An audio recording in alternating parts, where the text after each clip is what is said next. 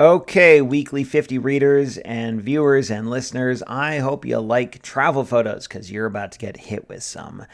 My wife and I took our kids on a trip out west to the Black Hills and the Badlands and that region of the country. It was a 10-day road trip. That was it was awesome. It was one of the highlights of our summer, if not the highlight of the year. And we got to see some totally new locations we'd never seen before, experience things that we'd never done before. It was just an incredible experience, and we're so glad that we took it.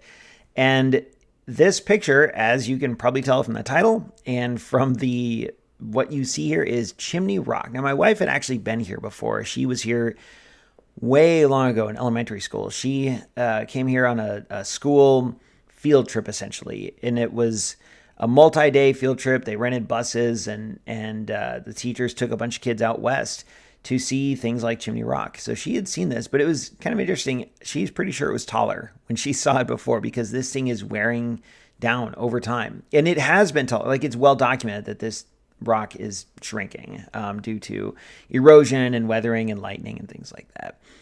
My challenge throughout this whole trip, which you'll hear me talking about more than just on this one, is how to capture a sense of the scale of the Great West and these features, these natural features and formations with just a Fuji X100F.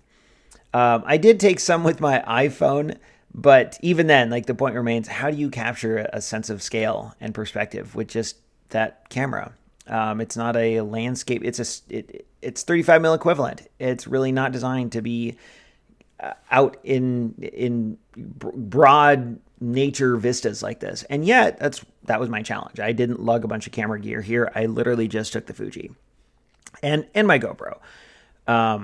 But I think it worked here. I purposely composed a shot as you see it. I put the Chimney Rock feature on the left third, roughly, and I stood so that it was what you see here is how I wanted it. And the clouds actually worked out really well because they are receding into the back. And without the clouds, I've taken some nature photos kind of like, not of Chimney Rock, but nature photos without clouds, and it doesn't have the same sense of scale.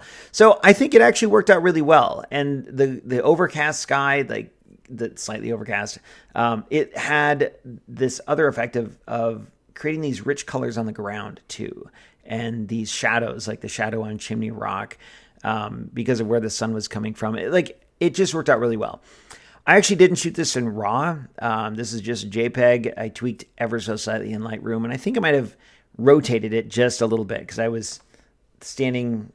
I don't think I held the camera perfectly level, but essentially what I got in camera is what you see here.